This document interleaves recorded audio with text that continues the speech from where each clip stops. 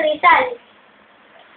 Kapag ka ang bayay sadyang umiibig sa kanyang salitang kaloob ng langit, sanlang kalayaan na saring masapit, katulad ng ibong na sa himpapawid.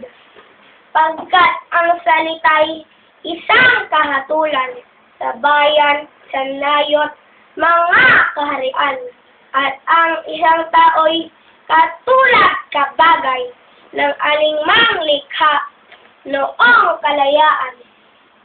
Ang hindi magmahal sa kanyang salita, mahigit sa hayop at malansang isda. Kaya ang marapat pagyamaning kusa, katulad ng inang, tunay na nagpala. Ang wikang Tagalog, tulad din sa Latin, sa Ingles, Kastila, sa salitang anghel.